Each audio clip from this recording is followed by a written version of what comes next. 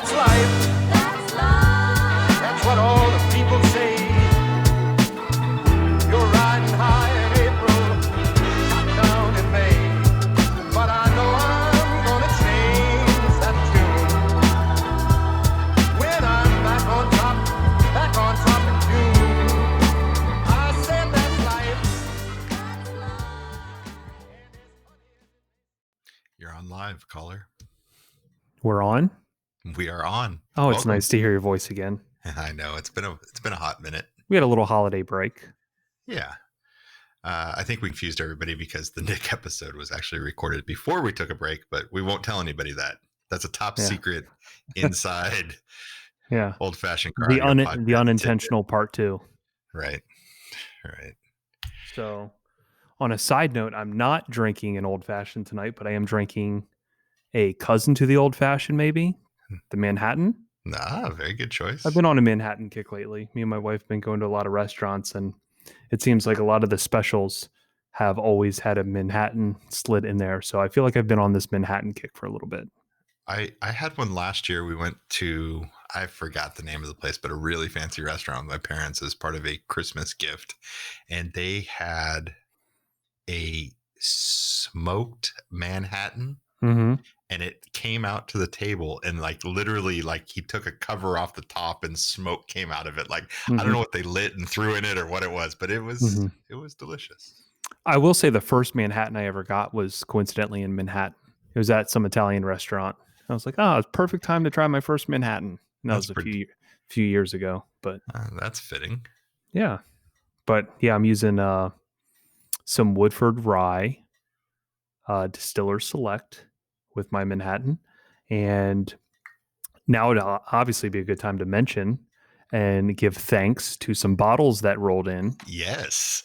We got some bottles that rolled in. The first one was from none other than Jeremy Carlson. The world famous future guest Jeremy Carlson. Yes. And he sent us, you can't see it, but I'm showing you. And you can show me yours. I have one in front of me.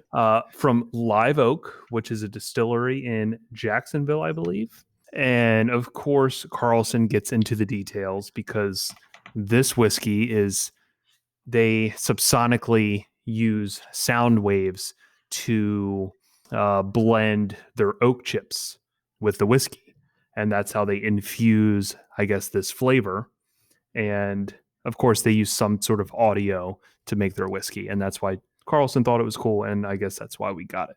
I think it's cool. As you can see from the picture, I'm saving just about a shot. I have not opened my bottle. I was a good boy. I told Jeremy I would wait until we had him on to give it a sample. So Carlson, I do have enough in there for our start of our conversation when we talk to you. And then the other shout out goes to Dave Smyer from EAS. Oh, yeah. He's always kind of fancy too. And he sent a Japanese whiskey, I believe pronounced Iwai. Yeah, I think it depends on how heavy you use the accent. Yeah. Not trying to be racist here. This is not a racist pod, so I'll just go with Iwai. And Dave, I've already pummeled the whole bottle. It was that good.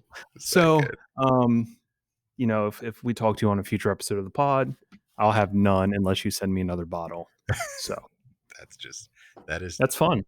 That is just begging right there. I'm trying to adjust my mic level, so if I sound funny, I will say though, it has been nice because we haven't had, at least for the holiday break, I haven't had to purchase any bottles of whiskey, so that's been fun. Yes, we do appreciate that. We have not pummeled anybody with advertising or any interruptions. We've been doing this all out of our own pocket to produce and do all that. So we love to get packages in the mail. So yeah, yep. It's definitely like Christmas when those show up. So thank you guys. And I'm just saying, if you want to send us a message on Messenger, I will gladly give you an address. So. But yeah, it's definitely very cool. And I like seeing, obviously David is a international man of mystery, but it's pretty cool to get the Japanese whiskey. So, oh, for sure. So one of the questions that I had over the break, and I actually wrote this down from the previous job, but I just saw it on my toolbox because I had it written down on my little notepad. And the question is, when you're tuning a car, when you're perceiving center image in a one seat tune, so driver seat tune, when you are listening and sitting there to perceive center image, are you staring straight ahead like you're driving, or are you staring at where you're perceiving center image, right? So are you staring at the center of the car? And the And reason I ask this, hold on, okay, the reason okay. I ask this is because every time I tune a car, I tend to get as many people in the car as possible. And upon doing this, I had one person on two different vehicles that I did. And this was the second vehicle that I did where I noticed there was a pattern. And it made me try and think, because I always try and use that feedback to educate me on how I can do things better. And this person said both cars he'd listened to, the image was a hint to the left. Okay. And the other people listening to it all thought it was center. I thought it was center. And when I went back into it and listened to it after he was sitting there saying that, I was like, dude, it's like dead nut center. Maybe it's him, maybe it's me, I don't know. And then I realized that me, along with the other people that perceived it as center, our heads, when we were sitting there, are looking towards this where the center channel would be, or the center of the soundstage inside the vehicle, which is center. Whereas he was just nuzzled back in the seat, looking straight ahead as he was driving. And obviously, I asked this and posed this question because when we tune a car and we go through the EQ, and EQ matches from left to right perfectly, right? Every frequency band is level from left to right. Our time alignment's correct. Once we then sit in the car, the final step of tuning is basically seeing what the reflections are doing inside the car, because that's not what, or I should say, when we're listening to it, our our brain is going to perceive it differently than the RTA, right? Because of how our makeup, our body is different than the microphone. We're going to perceive the reflections a little bit differently, and we're really going to see this in more or less the tweeters. So generally, what we do at this point, after we tune everything and it's EQ'd match left to right, we then go through and say we're doing a three-way. We'll attenuate, say, the mid-range, the mid-bass, and all the other speakers, and just play the tweeters. And then we'll play something that we know is center, and then we'll sit there and say, okay, where do we hear this? Is it a little left? Is it a little right? Is it dead center? And then we'll go through the mid-range and then the mid-bass and go through the rest of the speakers with the same idea, right? Is it center? Is it left? Is it right? And then we adjust the level to then compensate. And really, you're really only going to see this in the tweeters if you're doing a three-way. More times than not, the mid-range, the mid-bass is all going to stay center from where it shows on the RTA. So again, in this case, this person kept saying it's left to center. And to make a long story short, I realize it's where the head is aimed when you're trying to perceive center, right? And obviously, you can use a mic array. There's a lot of different things that you can use to kind of get that average better. But at the same time, you're still going to perceive the reflections a little bit differently, depending on where the seat is, where your head is, if you're looking left, if you're looking right. Have you ever thought about this? I have never thought about which way I look. Right. In fact, I'm gonna move my chair. I would say that I would say that if you took looking straight forward and then you looked at the hood ornament, if there are hood ornaments anymore, Yeah. I'm somewhere right in between. Right. So Okay. I'm not staring at the middle of the dashboard, but I'm not looking straight forward either when I'm critically listening. But Mhm. I think there's a couple of things there that may influence that too. One thing I've noticed is height. So Mhm. the off-axis response of the tweeters is obviously very different, and if you that's where you're most sensitive to that. So if you're leaning forward or you're moving back, or Mhm. you're sitting tall or sitting down in the seat, that will shift that image around and it'll move it around for different people. And I've had cars where the guys that work with me, same type of thing. We listen to some of the cars together, and I always ask them, point where that voice is coming from. And when I'm sitting in the passenger seat in a one Mhm. seat tune, like you're talking about, Right. obviously the image isn't there in the passenger seat. So I always like to just kind of double check what I've done in that same Mhm. type of Yep, scenario. yep, yep. And I literally tell them like point to where that voice is coming from, and that kind of helps validate and guide just like you're doing. Mhm. But I do see that based on how high somebody sits up and down in the car, and um yeah, but I'm gonna pay attention to that on where their head is Yeah, pointed I from mean, now I on thought it was too. strange because I then once I kinda had that epiphany, I got back in the car and looked straight, and sure enough, without changing it, it was a little left. Yeah. And then I could adjust it to where he heard it center, and then I then put my head center, and sure enough, it was center. You know what I mean? So it's a weird thing that I don't think a lot of people think about. Yeah, I have not thought about that or put that into how I would dial a car in for a customer. I'm going to play with that a little bit, and then I'm going to experiment with some customers and have that talk with them, or subconsciously maybe pre installation, listening to music with the customer. Maybe I'll pay attention to Mhm. how they put their head while we're demoing music before we do their install or their tune, and maybe try to dial that into them. That's an interesting way to try to be better at what we do. I like it. Yeah. And again, we're getting into like the super technical because whenever I do a car, I try and get as many people in my shop as possible to listen to the car. And I'm just like, lay it on me. Like, be as critical as you want. Tell me, the first question I always ask is like, what did you like the most? What did you like the least? What bugged you the most? What was awesome? Out of all the songs that I just play, what did you like the most? Because that's all like feedback that I can get when I start demoing it to the customer is like, okay, a lot of people loved this particular demo. Right.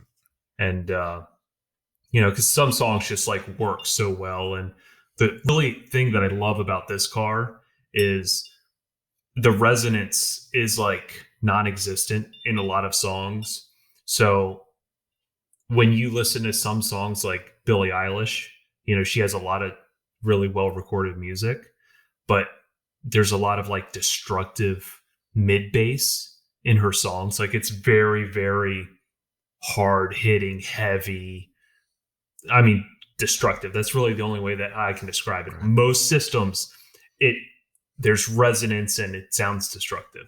Um, but on this car, it's like nothing. It's like I finally understood in my head how they recorded the song, and they're like, "Yeah, that sounds good." Because on a lot of cars, you'll listen to it and you're like, "What? Like, did they even listen to this back with like levels and?" Because a lot of the times, when you listen to that, the mid bass is just like so destructive. And how much? So mid bass in that car was in the door, Yeah, C8's in the door. and how much work did you do in the doors? Uh, obviously, Well, I didn't have to go back into the door to kind of like really adjust much. Where most cars, for the way that I tune a car, compared to how other people tune cars, my mid bass starts to come flat at 400. So 400 hertz is when I start rolling flat to about 125, and then it'll take a small dip in that section. But for the mid range at about 400 hertz, I start going flat. 315 is where it's starting to come down to flat to 400. And a lot of people will go flat well beyond that. But I think that kind of takes all the life and the realism out of the music. the fun out of it. Yeah, you're slanting probably from 100 to 400. Yeah, I had a car, the car I was tuning today, where I was, as I think as you would say, putting the fun back in it, Mm-hmm. and as I was doing that, I was uncovering all sorts of resonances in the door, and unfortunately, like due to budget constraints, there wasn't a ton of work done in the doors. It's always an interesting kind of from a system design standpoint is always an interesting problem to solve for when you're budgeting is how much would you rather have a K2 in a door versus an Axis or a Flax and have lots of work in deadening and resonance control but not have as much output and as much detail, or where do you spend that money? How do you make those decisions? Recently I've been selling 3-ways with an 8 and just kind of selling that option rather than defaulting to a 6 mid tweet. I think there's just too many cars nowadays that are coming factory with 8s in the front door. So I think it's a great selling opportunity to be like, okay, your car comes with an 8. We really shouldn't do a 6. You have the space. It's easy enough to pull off. And anytime that I do an 8, I also try and like double the power or put an 8 on its own amp or bridge it on a 4-channel to get maximum power to 8s in the door, and just trying my best. And, you know, obviously every car is going to have its point of resonance, right? No matter what you do, more times than not, we can't really get the most out of the equipment that we're installing based on the car. You know what I mean? Every car is going to have its stopping point, right? A BMW, the Focal woofers that you put in a BMW or any aftermarket woofer that you're putting in a BMW, you're going to hit a point of resonance, which is the seatbelt tensioner, 6 inches away from that woofer. And it's nothing that you can control, period. You either live with the resonance and have the output, or you tune it to the point where you don't hit resonance. And it leaves you wanting so much more. It leaves you wanting to say, okay, let's just fucking make some new bottom door panels and do it correctly. So you're saying 3-ways, 8s, tons of power, blah, blah, blah. Mm-hmm. In my mind, I hear that as that sounds like a minimum $15,000 system. Yeah, I mean, right? That is going to be somewhere in the 10 to 15. Yeah, 12 to 15. Yeah. I mean, you practically nailed it.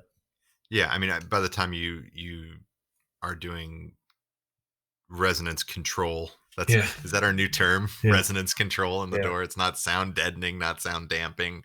It's resonance control. I feel like, so what do you do if you're in a $5,000 to $8,000 budget range?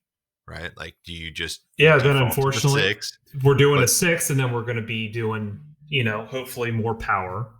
Because I think mid bass is like so important to kind of transfer that sub up front. Yeah, I think having bass anchored in the front of a car is the most impressive and the most fun thing to listen to, and it's what adds so much realism. There's a couple tracks I've been listening to lately. At some point we'll have to get into this like track sharing of what we're doing, but a couple tracks that have some really awesome stand-up bass, and when you can really hear the detail of every note on a stand-up bass, it's really cool to have that up front in the car and sound realistic and be able to place that instrument on the soundstage. And having gobs of power and a speaker with some excursion and some cone area and all of those things in the front of the car. And again, loading.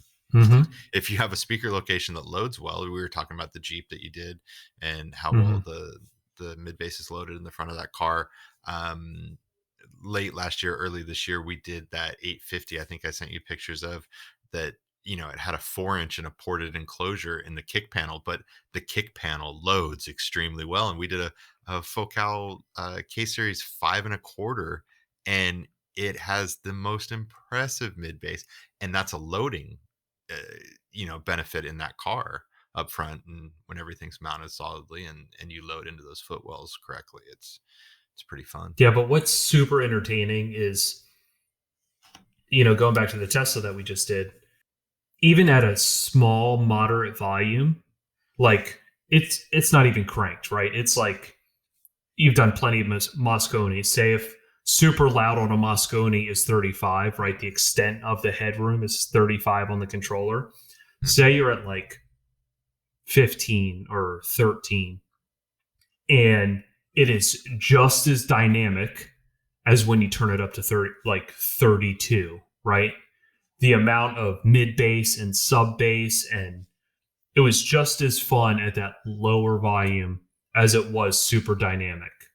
The rate of things moving, as far as hearing that sub bass, hearing the kick drum, the impact, it was still there at like 13.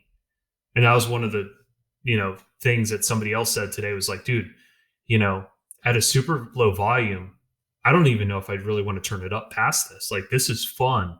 And it wasn't not even close to loud. And how much power was on the mid bass in that? So the mid bass was not even on anything special. So it was a 5-channel FPX amp, which channels 1 and 2 were the mid bass, channels 3 and 4 were the rear. The 5th channel was the sub. And then we had a 4-channel FPX, which is a class AB amp. They have like an SQ version, which is an AB amp, and that ran the front, mid-range, and tweeter. And how do you remember about? I don't. Power wise, I've never really used the amp before. It's the first time ever using those amps. Yeah, I like the 8 though. That's a solid driver. Mm-hmm.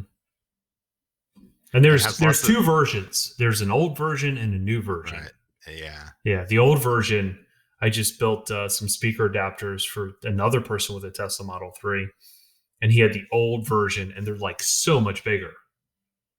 Yeah. It's funny because a coworker was actually trying to do brackets for GM, which I have in CAD, an 8-inch GM bracket for the Carbon Illusion new version, and then he printed them out, and he was like, "These don't fucking fit." And I'm like, "Well, that thing is like twice the size." Yeah. So what? I have not done the new version yet. Aaron was telling me. Aaron is. Guess he's my Orca rep out here. Mm-hmm. Reps helper. I don't know. Rep. Whatever. He's my Orca guy out here. He put him in his car. He was saying that with, I want to say it's like maybe a 1-inch adapter, it will fit into a 6-inch hole. So it's the basket is extremely small versus the old basket is extremely large and wide. And it's also, the diameter is way smaller. Like if you look at the old version, the flange on it is like 1.5 inches. It's ridiculous. Yeah. It's like, who designed this? That's always kind of weird because, like the shallow C series woofers have a large flange, and then you go to the XL version, it's got a really narrow flange. It's like the polar opposites. Strange. But no, dude, those are super undervalued drivers. The whole lineup. They always sound really, really well comparatively to anything in its price point, right? Because in the same price point, you have like JLC7, you have Focal Kevlar, whatever other brands have, probably the, Audio Frog GB stuff if you were to a la carte a 3-way. But dude, I would put that up to most. And what it has above most is you can have a 3-way with an 8 versus the C7 is going to have a 6. The Kevlar is going to have a 6. I think Audio Frog just came out with an 8. Yep. Yeah, I'm trying. That 8's no joke. That 8 will get down. Yeah, I guess that's kind of opens up a few interesting things too. Is if you use that 8, what other options do you have? Because obviously you can do like the C3, the C3CX is an option. The perfect scenario for any installer is a C3CX with the C8. I mean, it's so beautiful because it's so tiny. If you're building pillars, you have the option really to put it on axis, because the big thing that you fall into when you're building pillars is absorbing depth of 2 speakers. You know what I mean? When you absorb depth of 1 speaker, you can easily do that in an A pillar. But now once you pair it with a tweeter, well, the tweeter, you want it to be on the same plane. So therefore, you're not really absorbing the depth anymore in the pillar. Whereas with one driver, you can sync it back and have it on axis and not have the pillar look absolutely stupid. You know what I mean? It can still look pretty organic. I completely agree. The hard part is just depends on output and volume. And for my customers that like more output and more volume, I feel like the C3CX is a little limiting on power handling and output on the high end. We have a van we did that used because of that reason, we went with just regular C3s with the carbon 8. And again, it is more work to get them into the pillars and get them set back and aesthetically pleasing and all of that. It would have been much easier just throw the C3CX in there. I see a lot of use cases for that, but C3CX is so awesome because you have so many cars that have like factory middlers, which are like the same size. It's not a 4, it's a 3. Right. So it's going to fit in most factory locations. Obviously, you can run it active. I've never had a problem with output. I think you just have to have the correct crossover points because the tweeter gets crossed over pretty high. The tweeter is pretty tiny. Oh yeah, things. It's like 50, 600. Yeah, and it's not a big deal in that scenario because you're crossing it to a 3-inch that plays up to right. That 3 without the tweeter will play up pretty Mm-hmm. darn high. But no, that's a great setup, and it's a setup that's too easy to pitch all the time. Honestly, I was even thinking today, like I pitch it all the time. I need to get out of a box and need to start fooling with some other stuff. But it's just the convenience is awesome.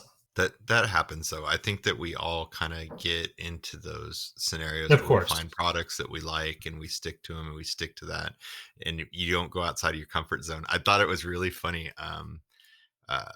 When I went on my job interview at Alpine, Jeff Fay, I don't know if you know Jeff Fay. Mm-hmm. He's at Harman and JBL and all that now, but he asked me a question that it kind of surprised me. It wasn't, and I think this is interview or maybe it was after interview. I don't remember, but he asked me, why do you think JL Audio sells so many woofers?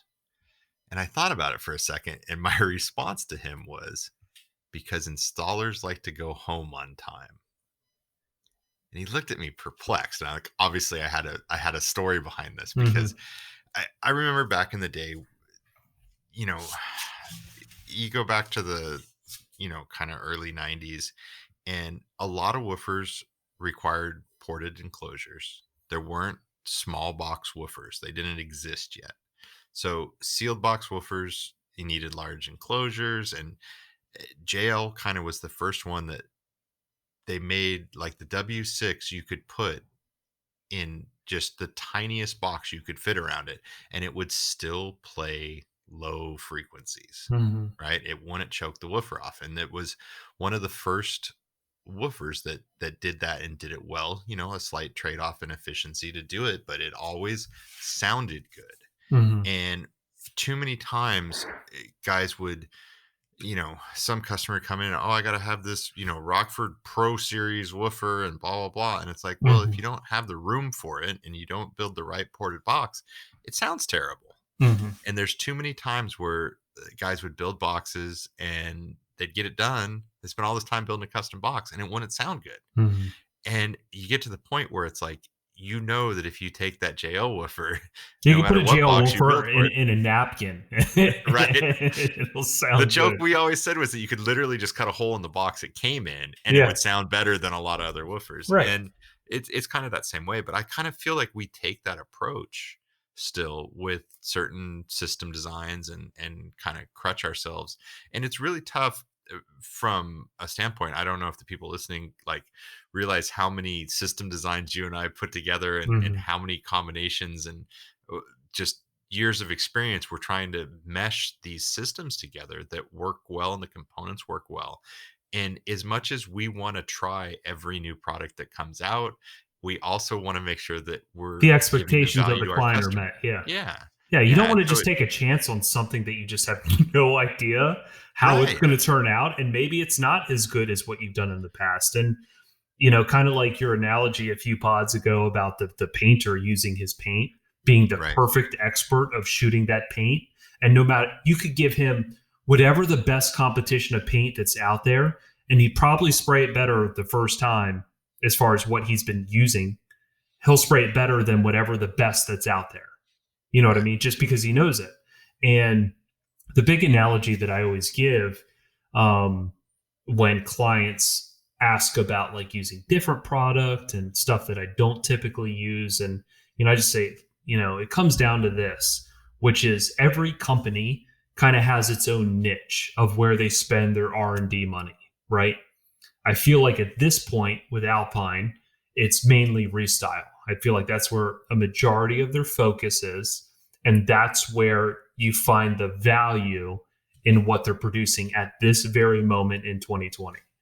When you look Not at necessarily what they're working on for the future. exactly, when you're looking at JL, they make great subwoofers, like we just talked about. Like that's their niche. That's where their money goes, is to try and figure out how to build a woofer that's going to stand the test of time, that any idiot can throw in a car and it's still going to sound good, right? Because the big thing that we always hear as installers is, I don't like Focal because I had X in my car and it sounded like shit.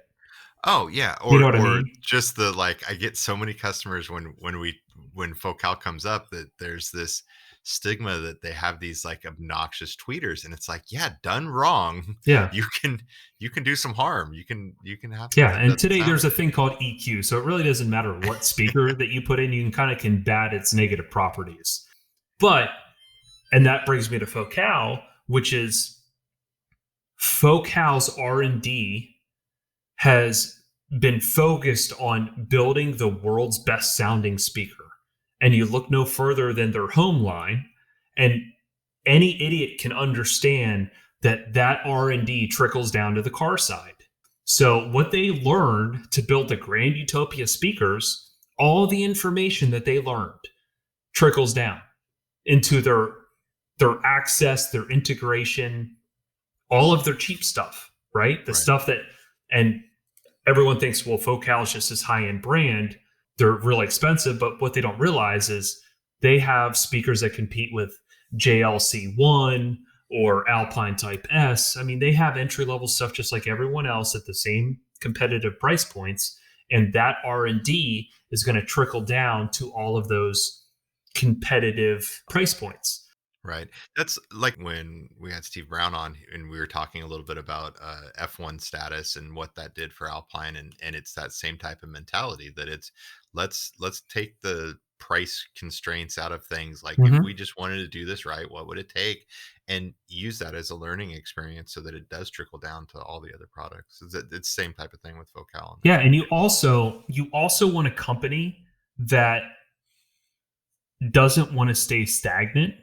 Because even though they had Utopia B for like 15 years, I don't know, they had it for a long time and it was unchanged. But after the 15 years were up just a few years ago, in my opinion, it was still one of the best sounding set of speakers available for purchase in car audio.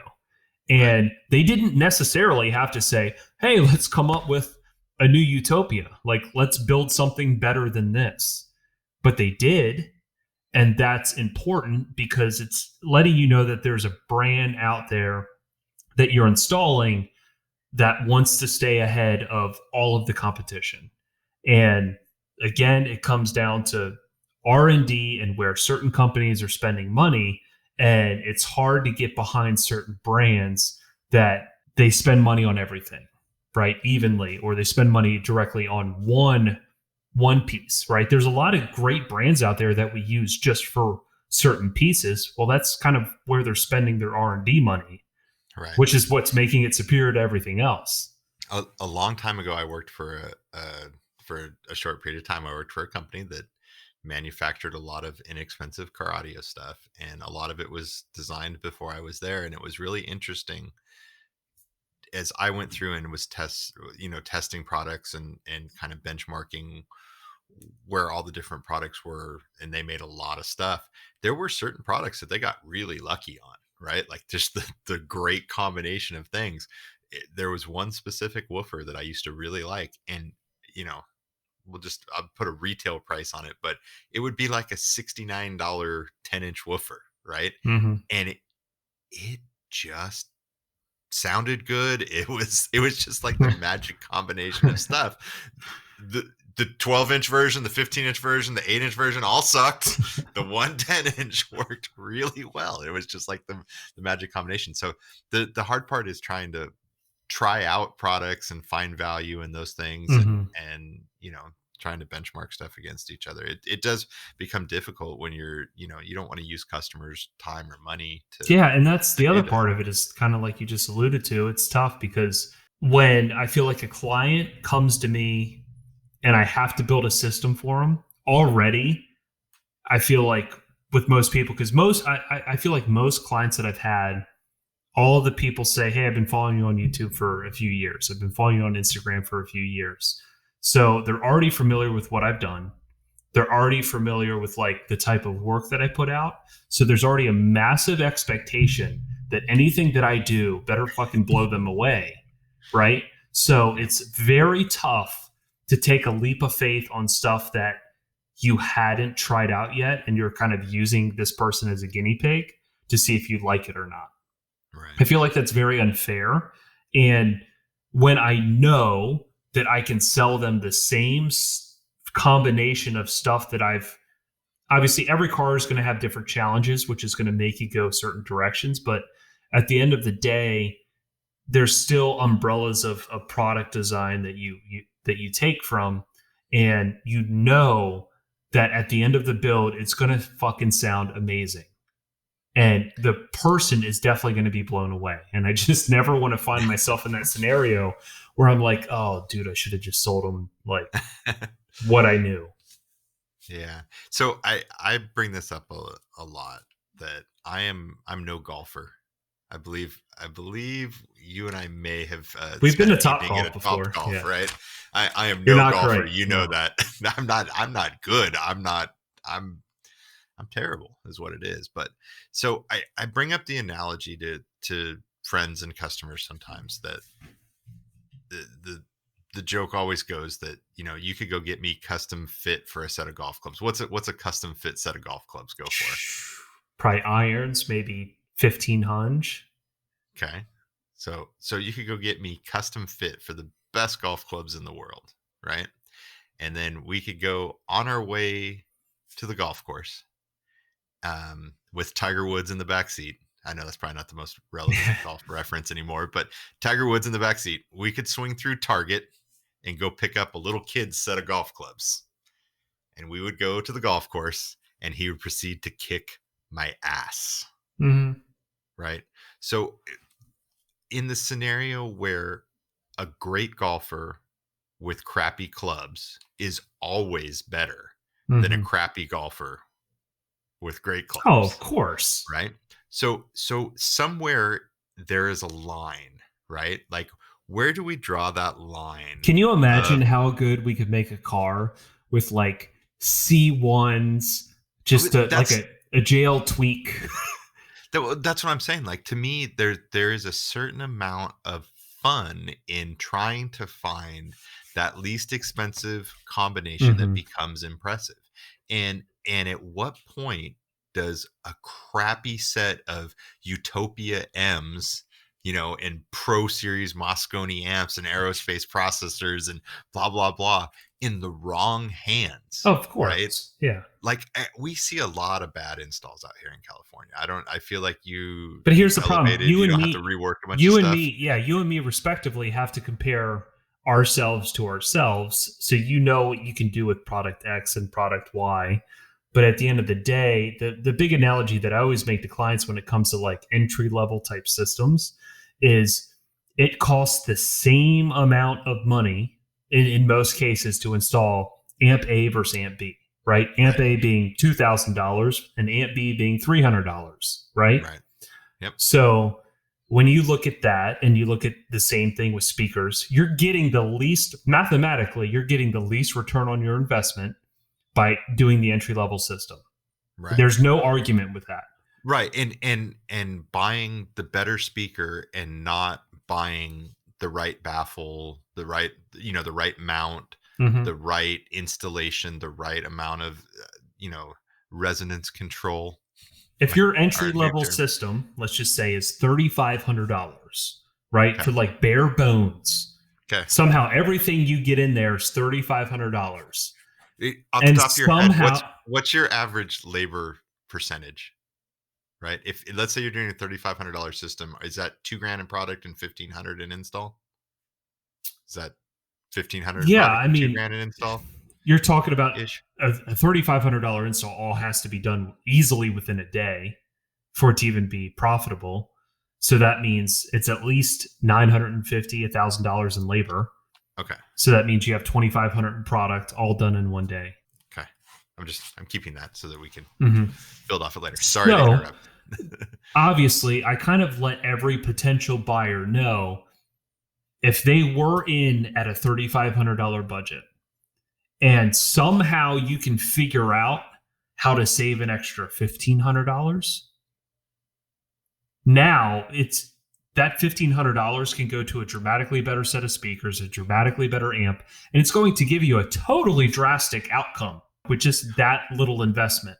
Yeah, I always, to me, I feel that like literally starting at $2,000, every $500. Yeah, when you start out that low, literally, yeah, any small amount of money can help because at that amount of money, you're already like, and I tell most people at that $3,000 mark, it's almost in most modern cars, it's almost impossible to address the whole car correctly for that amount of money.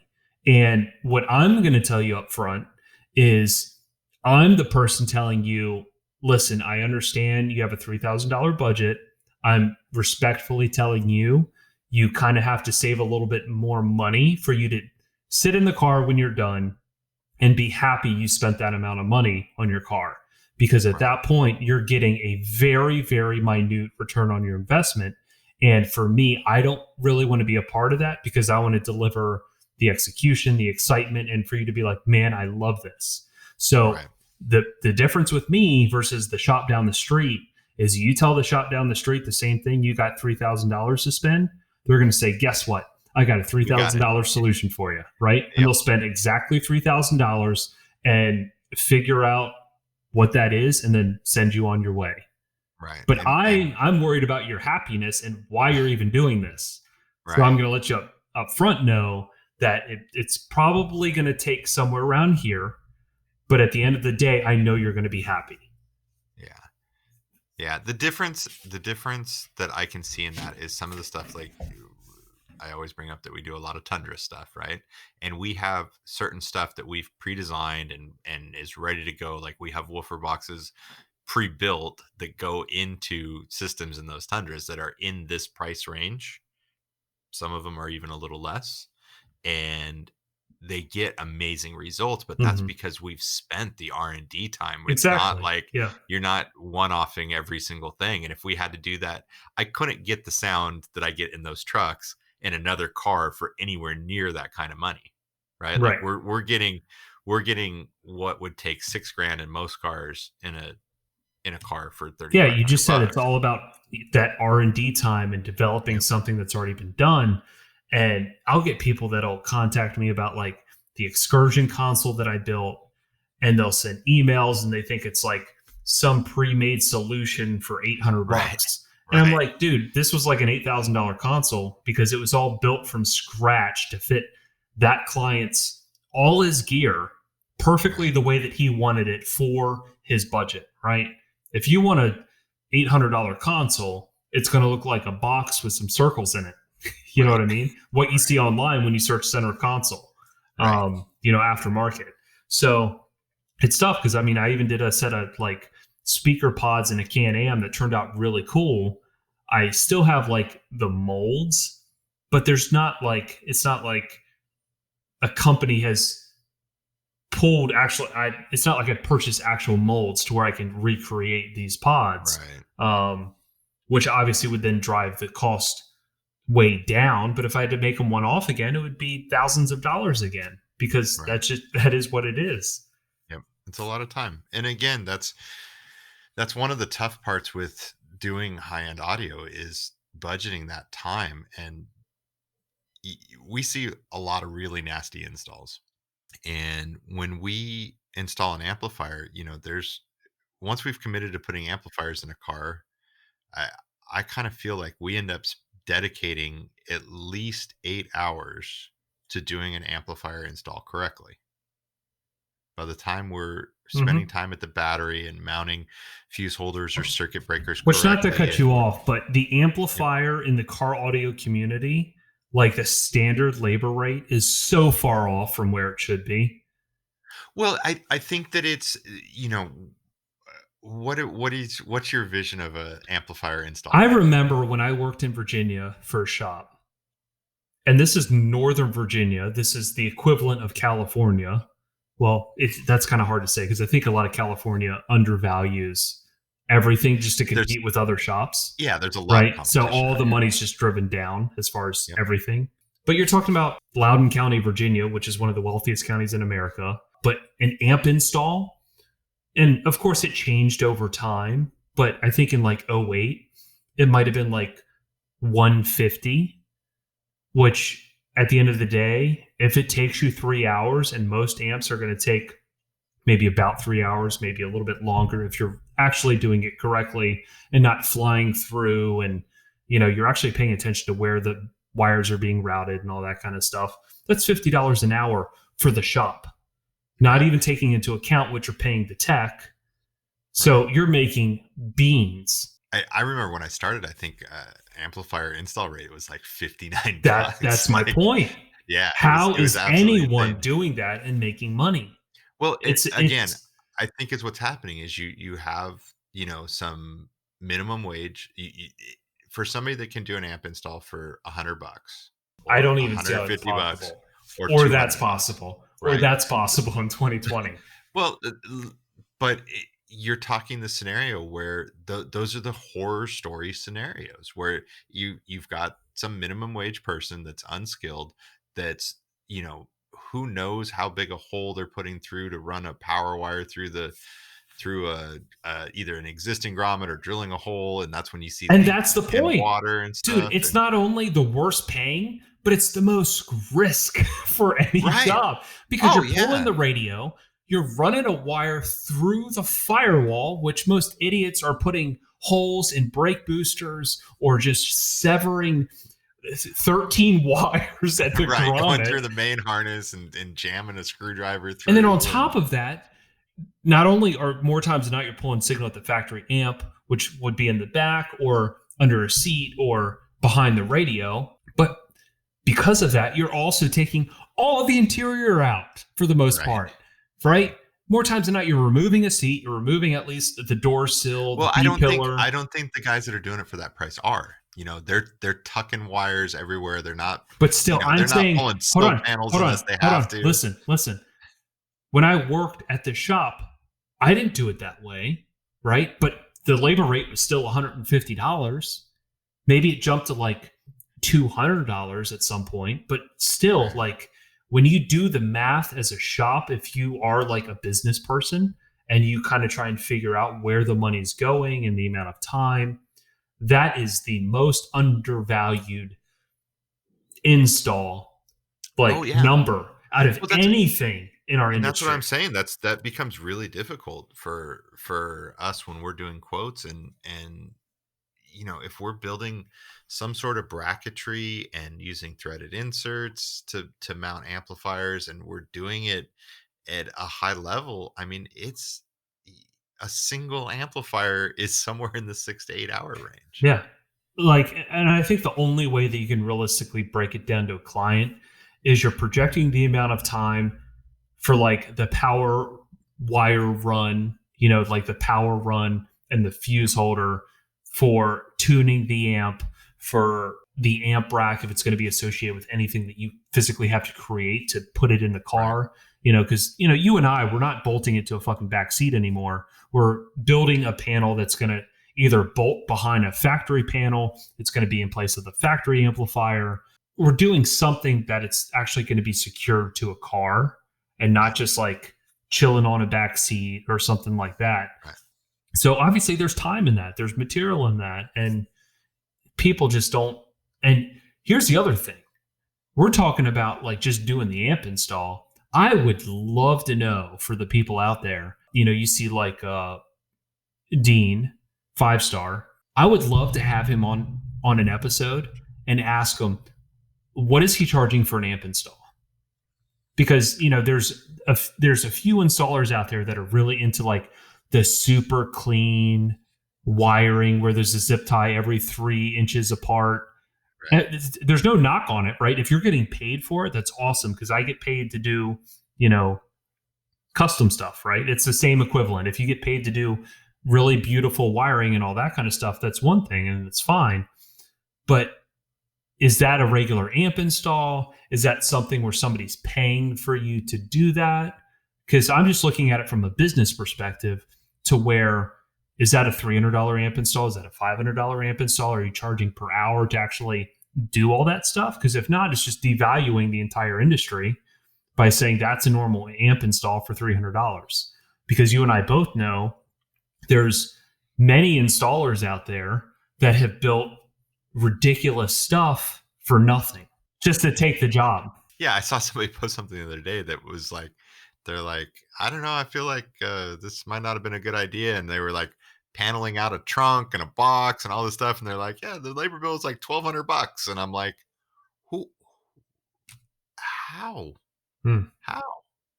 How do you do high level? Like, I mean, the answer is you don't do high level finish work and all of that. Like, yeah, there's just no way. Yeah. I mean, obviously without saying any names, but there was a really talented installer in our industry, and you might connect the dots, you might not. Really talented installer in our industry who was like the epitome of this person, right? Did a lot of badass builds, really cool stuff, but literally made no money on it, right? So he would do, I remember he did a Fox body, maybe this is being too descriptive, but he did a Fox body Mustang, beautiful build, right? But like with product and the install, and this is like a whole car build, like trunk build that was beautiful, door panels that were beautiful. Yeah, I already know who you're talking about. Yeah, the full build was like, when I asked him, it was like $1,600, and that's with product. Yeah, and I'm like, well, how do you even connect the dots? Like, are you doing this as a hobby, or are you doing this as a job? Because if you're doing this in your garage and you're doing it on the weekends when you have time because you love it, that's one thing, right? And you're making that's one thing. But if you're doing this as a job, if you just do the plain math, it doesn't add up. And that's kind of what I say to, you know, the clients who want like an excursion console. And I'm like, okay, let's do basic math here. Most shops are going to charge somewhere around, say, $90 to $110 an hour, just the average shop. So when you talk about you want a $800 console or a $1,500 console, that means from start to finish, I need to at least get this done in a day. And that leaves me a couple $100 of materials that we're going to use to build the console, right? Are you following me? Yeah. That's not possible. So I cannot build you a console for X because we'd be out of business. I can't. Right. It doesn't support insurance and overhead and the electric bill. And yeah, it just doesn't add up for a business. Again, I've done plenty of stuff through the years for friends and buddies and stuff that I wanted to do that, you know, I might have been in a different financial position that made it easier to do some of that stuff along the way. And yeah, I've been there and not charged enough. That's for sure. And I'm sure there's plenty of people like the person you're talking about that, you know, it became obvious to them also that that's not a right. And then they basically post about not being able to make enough money to kind of support what they do. And you're just like, dude, like you're talented. Yeah, and that one was pretty tough to see. But the hard part with that too, though, is that some of those guys and a lot of guys I know have done stuff because they wanted to do it, right? Not because of the money, but they wanted to either, you know, it's the same thing like us loading up and going to Mobile Solutions to do stuff. We're doing that because we want to, right? Because we're getting something out of it that's more than just the well, I think, like, you know, just kind of speak on that. There's two reasons for that. And one is obviously to kind of like hang out with each other and just build something cool because we're friends. And that's a rare scenario. But then there's also like, I think I'm very good with kind of like checking myself and going back in time to when like I didn't know much. And I looked to the Steve Browns, kind of like how we just talked about the other podcast, about how much I got from him, Right. just seeing him work and Fish work in person, and like how that kind of drove my whole career. Like that was the moment when I'm like, fuck yes, I want to do this. Right. And there's people coming to these places and you don't know if it's their first time ever being in this scenario, right? I think it's easy to take it for granted because we're there so much, but for some people, they're just getting there and this is their first time interacting with this group. And for me, I kind of told you in my episode about like my history, it was like 3 years until I won Installer of the Year. The 3 years before that, I didn't know one person in the industry, like outside of my demographic. I didn't even know like the Facebook world, the car audio community, any of this really existed. And it took for like going through that whole process to see other people work and see what else is out there for me to like push myself to be better, because I'm like, shit, everyone else is building badass shit. I need to be better because I'm not there. And that's what pushed me. And there's people actively like me in that scenario where I hadn't gone out yet. These people are interacting with us for the first time and trying to see and get this impression. And we can, based on how we interact with them, we can really drive them and get them excited and get them committed to being like way better. And if there's enough people that are way better than they were before, then it's great for the entire industry, because there's a lot of people out there that continue to like do car after car after car, and people move and go to different shops. And there's also plenty of people who have spent a lot of money and gotten burned, and they're just like, fuck car audio. I'm just going to stick with my factory system from now on. So obviously we want the community to keep rising rather than declining, because obviously it's their livelihood. Yeah. And I think that it is really tough when. Sorry, that was a long rant. No, all good.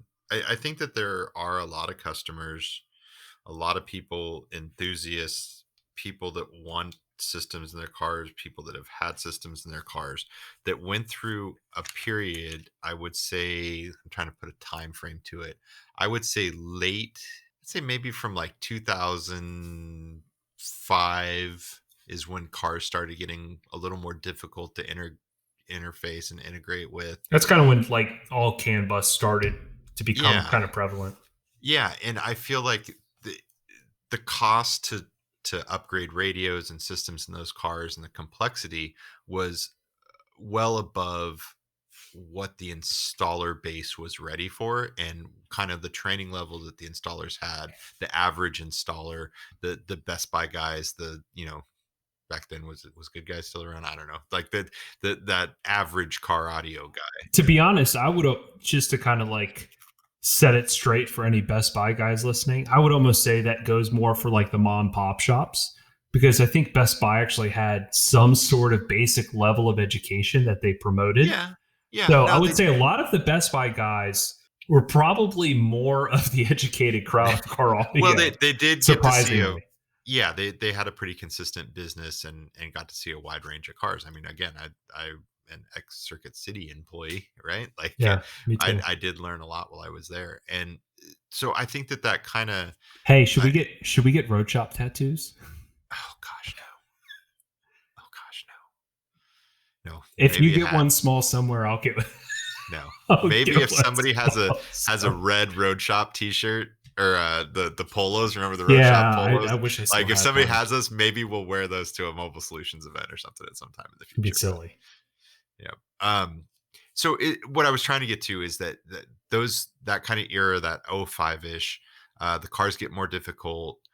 There's a lot of bad experiences that happened in that kind of 10-year period that put a lot of people off, whether they went to put a radio in a car and they suddenly found out that the interface device and the dash kit was going to cost 2 times what the actual radio cost. Yeah, because that's the biggest thing with purchasing is like, when you have that unexpected number and you're just like, I'm not interested anymore. Here's a perfect Right. example, especially in 2020. If you're trying to build a home gym, right? And you're like, fuck yeah, I'm gonna buy a ton of like kettlebells, right?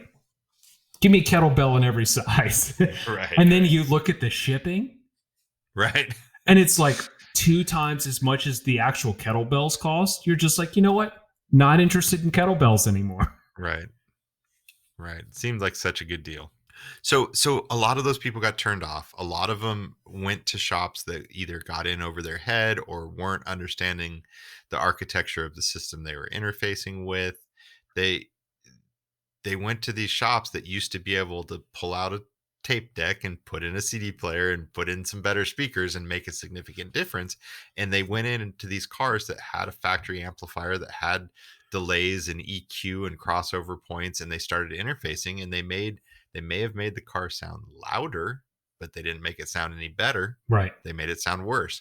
And people instantly get turned off by that. Like that's a terrible experience. Like if you spend money and your expectations aren't met, I don't care whether that's $1,000, Could you $10,000. imagine? And I'm not sure if you have any kind of a yard where you're at in California, just because I know a lot of people in California just like either have small yards or whatever. But Yeah, we have small yards. okay. Imagine if you paid somebody to come like make your grass look silly with like no weeds. You know what I mean? Like they just maintain your yard, make it look like a golf course grass. And then a couple weeks later, it just looked awful. Like you're like, seems like there's more weeds than when we started. Right. The grass is kind of brown. Why is it brown? Right. Like instantly, you're just like, this is bad. Yeah. This is not good. We shouldn't be doing this. And that's like the analogy with car audio. People taking a dive and going to somebody who's just clearly not educated. And I think that's why people like you and I are so rare, is like you have to do your education diligence outside of your normal job, right? If you want to stay on top of stuff, like your work doesn't stop. You need to keep trying to learn and understand and stay ahead of the curve and self-educate to stay up on everything that's out there, because so many things are changing so quickly. Yeah. And a lot of that education does not happen during the 9 to 5. That's for sure. Yeah. And kind of, I think kind of like my whole career has been based on trying to be the master of the entire car, right? I told you I went to UTI because like, obviously I know I'm not going to be a mechanic, even though I was a mechanic for a small amount of time, but that was not my goal to be a mechanic. My goal was to understand the entire vehicle, because I don't think it's very wise to be an installer and not really understand how a thermostat in a car works. You know what I mean? Okay. Just simple things like that. Right. Like the wax melts and that's what opens the thing, and that's when the coolant comes out, right? If you don't know that and you're an installer, I feel like there's some sort of disadvantage, because you just need to know way more stuff about a car than what you're doing on the electronic side. Well, yeah, right? And that happens in multiple realms. I mean, even taking just the car audio side of it, there's so many, like I see so many great fabricators now, right? Like I feel like the movement in the last 10 years has been, that's what's kind of kept the spark going for the guys that are installing, is the fabrication side of it. And, you know, the Mobile Solutions Z type stuff and the learning to fabricate better. But the audio side of it and the sound quality side of it and the electronic side of it, like in the number, that's why all this that exists. Yeah. You know what I mean? That's why it's important. And yeah, but again, like we don't see as many well-rounded installers as we should. And part of, like, I mean, obviously you won installer of the year. A lot of times, I feel like the guys that compete for that, there's a lot of guys that compete solely on their ability to fabricate, right? And yet that doesn't speak to the whole thing. Right. And just kind of like your analogy right there about most fabricators, I felt like I had that stigma. I remember I was at Knowledge Fest one year talking to Ray West, and I had never seen that guy smile so hard than when me and him just started getting into like just really minutia technical, like relays, data, all that kind of stuff. And I think it just impressed the shit out of him, because I think he just saw me as a fabricator. And, I'm breaking down like a Cadillac XLR data system on how to bypass it and keep everything. Like I have a YouTube video on that car. Dude, I get so many cars on that car every single day based on people trying to figure out how to like either replace the amp with an aftermarket amp and keep everything intact, things like that, because they don't make a dash kit for it, or they don't make a wiring harness for it. There's no pack harness on an XLR. There's none of that. So, I mean, technically, you can't replace the radio unless you know how to keep all the data intact on the car, right? So to figure that out, you just go to ProDemand, you look at the wiring schematic, and you try and kind of like engineer how all this was put together to make it work. And then you put your resistors in line where you need to. You need to have the data in and outs retaining where they're at. So now you can replace the radio, keep the factory equipment intact, and now everything still continues to work. I feel like I did a lot of that in Virginia because we had a lot of like really random cars that there really weren't solutions for, but people were asking for stuff. So we were forced to like look at ProDemand and trace things out and find stuff. How excited are you about doing that type of stuff today, or would you rather just stick to the? It's still fun. Well, I like my schedule today to be predictable, whereas that's not predictable. But at the end of the day, if you're charging for your time, I don't have a problem with it. Kind of just give that caveat up front. Like I'm not sure if we can find a solution, but obviously we have to charge you for the time. And I think if anyone can figure it out, I think I would be able to figure it out. And I'd probably be very confident in saying that not many people would be able to figure out if I can't. Just to kind of give them kind of some solace in taking a chance to even go down this road. Yeah. Wow. This is the unintentional podcast number 2. Yep. But this is the official unintentional podcast number 2. Yeah, we were supposed to have a guest on tonight, but I don't know. Call it a scheduling conflict. Yeah. Scheduling conflict. So we just hopped on to try and, I guess, see if the guest would come on. Didn't come on. Therefore, we just started chatting, and that's why it started so abruptly. Yeah. I don't even know how we started it off, but it was super abrupt, but it turned into a decent conversation. So how let's recap this. It's really hard to put amplifiers in correctly. Super hard. Especially nowadays. You never really answered my question. What was your question? I never formulated the question very well, which is probably something to do with why you didn't answer it. Remember at some point we were talking about this mystical $3,500 system? Yeah. Right. And you had $1,000 in labor and $2,500 in gear. Mm-hmm. And so let's say that you spend. You're doing a 5-channel amp. $1,500. Yeah. Okay. Of your $2,500 equipment is amp and interface, right? Like amp interface woofer, right? So we have $1,000 left over to put speakers in the car, right? This is not counting your $1,000 labor that you got to get done in a day. Mm-hmm. We have $1,000 for speakers and sound deadening, right? We have $1,500 for woofer, amp, wiring, blah, blah, blah. Does that sound reasonable? Mm-hmm. Something like a system. So out of that $1,000, do you put front and rear speakers, or do you just put front speakers in and buy amps? Absolutely, just do fronts. I do fronts right now on high-end systems. Okay, so now we have $1,000 to do the front, and we need sound deadening materials, resonance control, and speakers.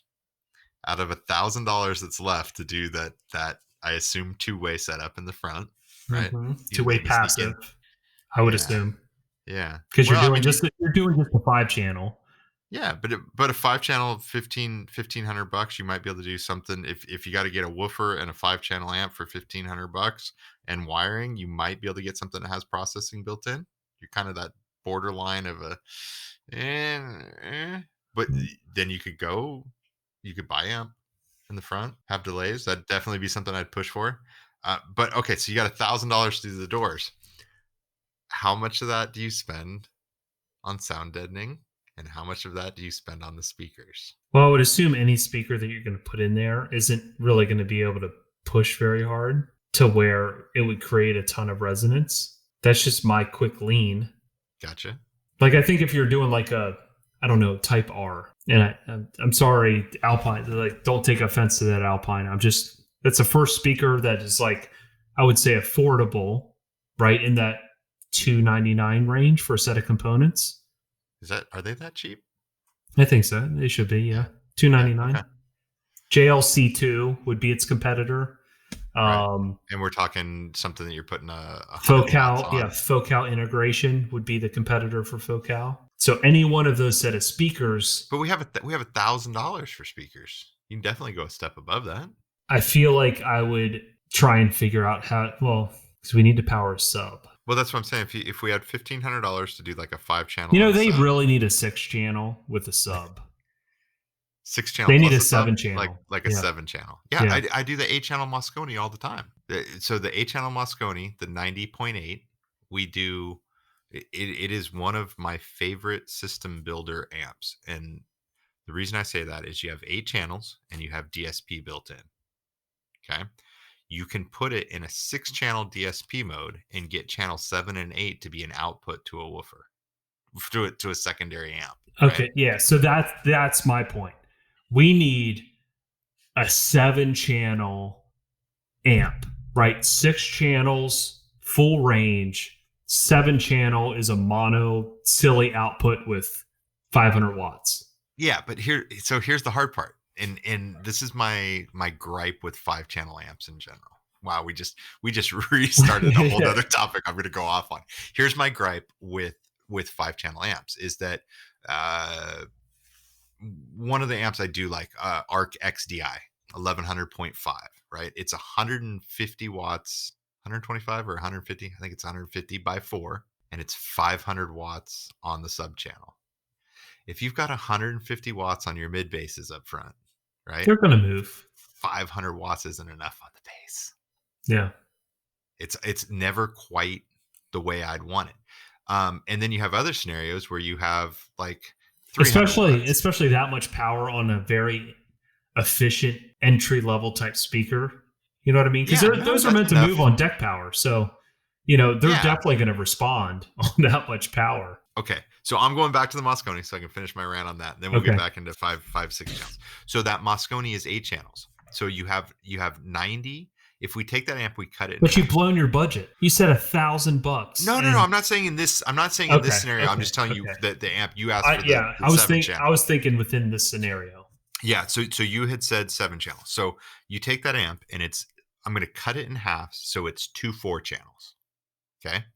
So we start a system and we do 90 by 2 on a pair of tweeters, and we do 90 by 2 on a set of mid basses in the front. Now, if we can get a 2-ohm mid bass, whether that's a KX2 or we use a Stevens Audio 2-ohm mid bass a lot, right? Now we're up over 100 watts. What? Go ahead.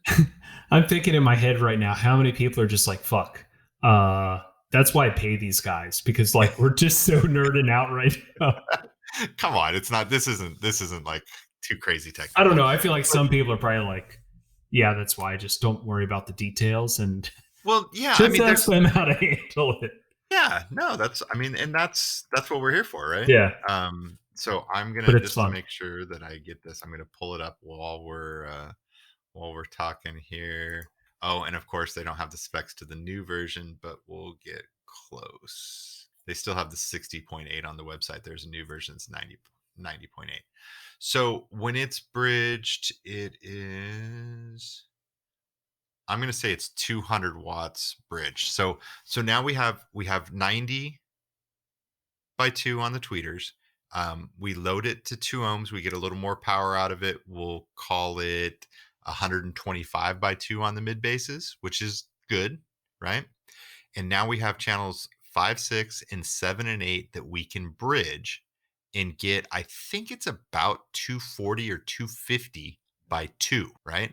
So now we have enough to power a woofer and a ported enclosure with a lot of output. We have enough to power, a lower power pair of 10s or 12s and a sealed box. Like there's some options there, right? And now we have a solid system. It's all in one package. It's the DSP and the amp together. We're not running a bunch of extra RCAs. The whole thing will run off of 4-gauge power input. Like we have a lot of positives going for us. The amp is expensive. It's not a cheap amp, but it's class AB power all the way through, right? And the reason I say we consider that like the system builder amp is because it's a great starting point. You've made no compromises. Would we rather have a aerospace processor and a Pro Series amp? Yes. But for the money, that amp retails for about the price of an 8 to 12 aerospace, right? Now, for the same price point, do you like that amp more? Or do you like the JLVXI? I like that amp because it's AB. Yeah, it's AB. It's power, and yeah. I mean that's it right there. And not that I don't know if we had this. We'll save AB versus Class D amp for another day. But I definitely like that over the VXI. Not that I've done a ton of VXI. With the VXI, I do like the VXI. I think that the reason I kind of like it so much, it's not even really based on the amp and its capabilities. It's more on just how smooth the controller is with changing presets. And any card that I do, I'm typically not doing just like the radio preset, right? Just because I see so much lost value in spending money to change a system, and that's the only preset you're working with. And again, to go back to analogies, you buy a 4K TV and you're just going to run 720p through it. Right. I mean, why spend money on a nice TV if you're just going to run 720p through it? It just doesn't make a whole lot of sense. If I'm going to do something, even if somebody says like, hey, I don't have money for a high-res player or an AMAS or something like that, I'll at least put in the analog input and tune the preset. That way, when we demo the car, you can hear your phone through your radio, whatever you play it with on Pandora, you can evaluate it. And then I can play my media on my player through the analog input, and it sounds like a totally different audio system. Right. And that's where you instantly see the value. That's instantly where you see the 4K on your 4K TV, and you're like, damn, this is actually a nice TV. You know what I mean? Right. So and the potential's there. Yeah, the JL controller is just so smooth. And I haven't done the controller, so it makes that demo so beautiful. And I wish Mosconi would just do away with that. I mean, I'll tell you right now, if someone from Mosconi's listening, I hate your controller. I hate both controllers. The mini controller sucks because it just has LEDs that get washed out in the daylight, right? So if you're using it and it's somewhere on the console somewhere and you're driving during the day, good luck if you're trying to do anything and see where the hell that LED is showing you. Number two, their LCD remote. It's like a remote from the 90s, the late 90s, right? Let's get far beyond this and let's move on and let's make it easier to adjust sub bass quicker and change presets quicker. And let's move on, get a better display. Let's get a OLED display, or I don't know, just not the fucking LCD screen that they have that just, you look at it from this side and then all of a sudden it's like you can't see it anymore. Let's move on. I'm going to have to check out the VXI controller because I can't think of a controller that I like. Let me tell you about this controller. Are your ears up? You listening? They are. All right. So the JL controller is beautiful in the fact that when you change presets, you can assign a color to the preset. Okay. So I get that. I know the software side of it. So right. I can envision this just say preset A is the factory radio. Say the factory radio colors are white. Okay. My factory radio preset illuminates white. Okay, that makes sense. I'm on white. The factory color is white. This is the factory color preset. Okay. Say preset B is my high res player. Just let's say I'm using an Audio Quest Force cable and the cable is green. Okay. The controller lights up green when I'm on my analog input preset. It makes sense. Not only that, when I just touch the top of the button and click it down, I instantly change presets that quick. Why is that good? Because when you're on your analog input and you get a phone call on the factory radio, bam, I'm already back to the factory and I'm using Bluetooth and there's no lag, right? What's the biggest problem when you have a Moscone and you want to go back to the factory preset, right? You got to hit the button, hit it again. Now you're on preset. Now you change it. Say you're on preset 2. Now you got to go preset 3, preset 4, preset 1, click, and now you're back on preset 1 and the phone's already stopped, right? The sound effect of your desk and Yeah. microphone rattling is pretty good there. Yeah, I keep hitting it. I get that. The other thing you brought up was sub-level control, and I've told you this before. We try to put the WAMP knob, the sub-level control, standalone in every car that we do. Like, I love to have my customers be able to not be distracted, grab one knob and be able to make small adjustments on the fly. No looking down, no pushing buttons, no whatever. It's always right there. I can't remember the last car that we didn't put one in. So that's one of my and that's the other beautiful thing about the knob is obviously you have the base on the bottom, potentiometer, and then a potentiometer on the top, which is your main volume. And obviously, you in the software, you can pick what each volume knob does. So, I mean, if you had a factory radio preset, you can choose that the top knob isn't master volume, so they don't like have it off on the wrong point, and now they're not getting their initial headroom on the controller. But yeah, that is the controller you're talking about just the knob? It's a 205. I'm trying to look at it right now. Oh, then it's not like a display. That. No, it's a 205. It's just strictly a knob. I'm just kidding. I have done this. I know exactly what you're talking about. Yep. And it's funny because of how bad the Moscone controller is and how laggy it is with like that Bluetooth. Because again, when you do a system in a car, especially nowadays, you don't want the user to give up any functionality, right? That's the beautiful thing about what we try and do is we try and keep all the functionality intact. So when you have people trying to make compromises with Bluetooth on how to figure that out, and do I just like pick up the phone every time because it's such an inconvenience to switch? That's why we kind of came up with like the center channel switch idea, because it's kind of like a backdoor way to make everything work to where if we're keeping the factory amp in a car, right? So everything goes out the window if you're using a MoBridge or a Nav TV interface because the amp is out and you're not using it anymore.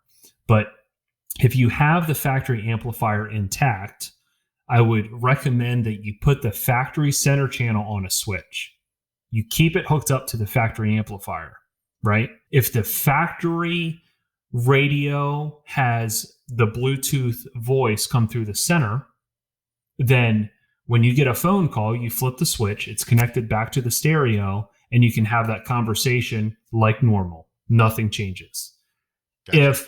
If the factory radio throws it in the left channel, then when everything's apart, all you have to do is wire the front left mid or the front left mid bass, whatever it is, mid range, mid bass, to the center, right? And then keep it on the switch.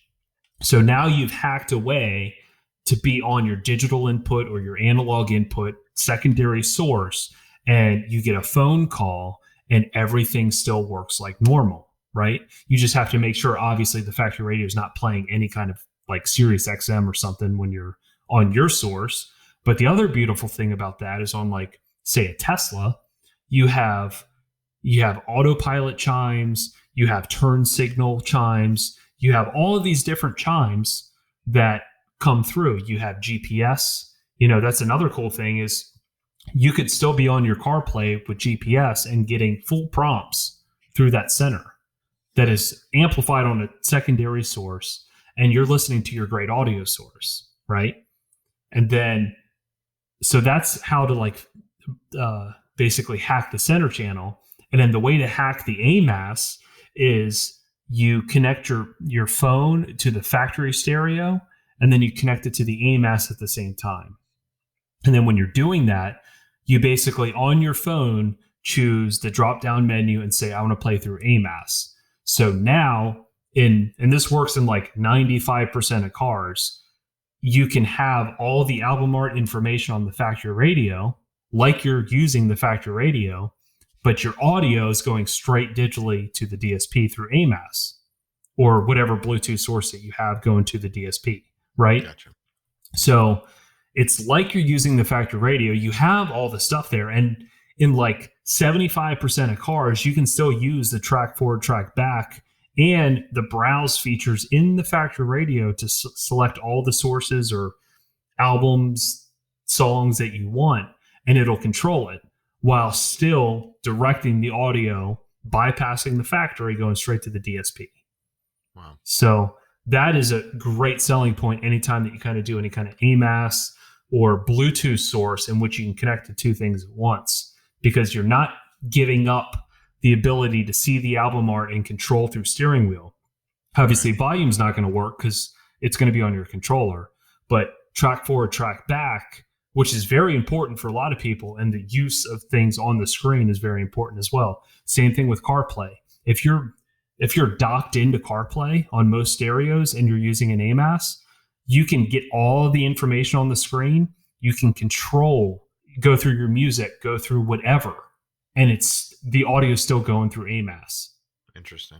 So, I mean, you're literally using the factory source, but you're 100% bypassing any factory DAC, any factory processing, any factory EQ, any of that. So that is a huge thing to like give you an advantage over other people doing the same sort of thing. Because obviously, if you're going to A/B compare coming post amp with your signal, trying to fix everything to like already starting out with a perfect signal and then just going from there, it's right. The factory's never going to sound the way that the pure signal is going to sound ever. Right. Hey, so you had $1,000 for a pair of speakers. I feel like I've woken up my kids because I've got very passionate just You did. You really did. But it's good stuff. Good stuff. So you had a mythical $1,000 amplifier and a $500 woofer and enclosure. And now you have $1,000 for front speakers and sound deadening. That type of system, like the first couple of things of product that are popping in my head is like a JL WO in a high output box, an XD 705. I think you'd have just because everything else is JL, I'd say like JLC2s, and then maybe a tweak if you can figure it out or get the client to just go a little bit higher. What's a set of C2s cost? $299, $249, $299. So we're $300. So you had we had $1,000 for front speakers. And I feel like that's something like if you did a tweak C2's WO high output box, no factory rears, you're still amplifying them. You're running the front passive. That way you kind of have all your speakers. Do you do that in that scenario? Or do you take the 4 channels of power if you have DSP and bi-amp the front?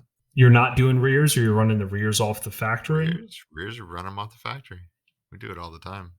I'm not trying to convert you to the dark side or nothing, but yeah. So if we're doing the tweak, I don't know. The delays would be weird on the rear. So here's the thing. Unless you would just attenuate them so much that it's like you're not even using them anyway, so why even have them? Well, so the use case that I give to a lot of my customers is that we'll leave the factory rears intact. And yes, the delays, it's not unlistenable. It depends on how the processor is set up and how much latency there is, but we'll tune it with it faded all the way forward, right? And in the scenario where you have somebody in the backseat, you have kids in the backseat, you're not jamming on the system. You're not like they want some sound in the back, and it's fine. It's you fade it to where there's some volume there. And usually because we've put so much power on the front end using whether it's a 5 channel or a 6 channel or an 8 channel on the front, we've put good power to it. it's so overpowering in the front you'd barely hear the rears with it faded back there, depending on the vehicle. So I would say this in the case of a set of two ways. I feel like, well, again, your argument is more for power and not really time Power and alignment. delays. Well, Power so and time. delays, I feel like it's a lot less important in a two-way, especially on a cheaper set of speakers, because I feel like most of those tweeters are going to be high passed over 4,000 hertz, to where really the path length of a frequency like that is less than our like the width of our ears. So it's more of really level that we're concerned about in that aspect, not really time. So I feel like going passive on a cheap set of two ways is really fine, because the meat of where our human ears are picking up the time of the speakers is going to be in the mid range and the lower frequencies of the doors. I see what you're saying about the tweeters, and if you're crossing up high in that 4,000, 4,500 hertz range, I feel like the delay helps blending to the mid. It's not necessarily a thing to worry about for the center image, where you can make up for that with level. But that's one of the interesting things, is that I see a lot of cars come in where you have crossovers with a tweeter level adjustment, and that's what that is for, right? Like most guys are just like, oh, I'm going to set them at -6, or I'm going to set them at 0, and they set both the same. And that's one of the ways for Right. you installers listening, or for you DIY guys listening, is that you don't have to set those tweeter levels the same inside those crossovers. You can actually use that to help guide that image when Mhm. you're in that scenario of running a passive crossover and you're running Right. a processor. Right. Yeah, it's But kind of like a cheap trick if you're not running the front active, for you to better get that image with a two-way passive. right. Or if you just have 2 channels of DSP Right. assigned for it. Yeah. Correct. Yep. Yeah, Yep. that's pretty good. Yeah. I think we should probably get maybe a few other guys, 2 or 3, to kind of give their take on the same thing, because I feel like we could talk about this a lot longer, but I feel like it would be more fun to talk about this with other people, to kind of throw a few more ideas or just things that are important to them in a lower tier budget system. I think that'd be Yeah. fun. I honestly feel like we'll be talking about this for years and years and years and years, not just, today or tomorrow or this week or next week. But yeah, let's do that. Let's reach out. I have a couple guys in mind. Maybe you got somebody you throw in there too, and we'll reach out, and maybe that's what we'll do for the next episode, is we'll kind of recap this system builder idea and try to put as much good info out there as we can, because as much as we all love somebody to roll in and give us an unlimited budget to go wild, that's not, it's not as common as the, 3 to 6,000 or 6 to Mhm. $10,000 Mhm. system. But they can all be fun and all be enjoyable to listen to, and Yeah, and I they all think have their place. Yeah, and I think with the people listening, if you're a consumer, I think one of the good things to know about what we talked about today, just as like a recap, is you can make a car sound really good for that entry level amount, right? But it takes a certain amount, right? And we kind of distinguished roughly kind of that $3,500 price point or so, where you can truly address a car properly with the important pieces of equipment, because you can't just, in 2020, you can't just swap speakers and expect everything to sound better. It doesn't work like Right. that. So I think Right. that's what this whole podcast today kind of talked about in detail, on what's important, what's not important, and where to really get the return on your investment.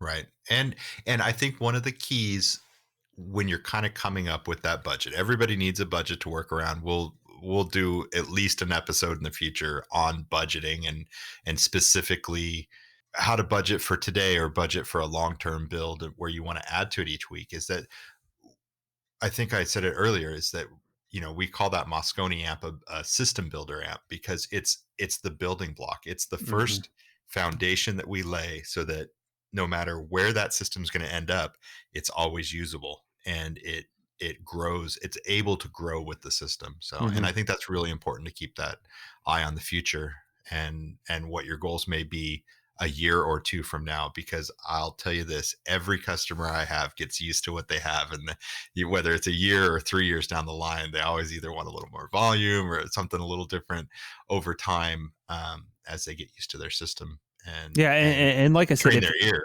if you're selling the car right, so this goes back to the salespeople, right? Because we have a wide demographic of who listens to this. So now the salespeople, if you do your job right, the customer should automatically be in their car thinking that, holy shit, this is amazing. I can't believe, or I can't even envision what like Utopia would sound like.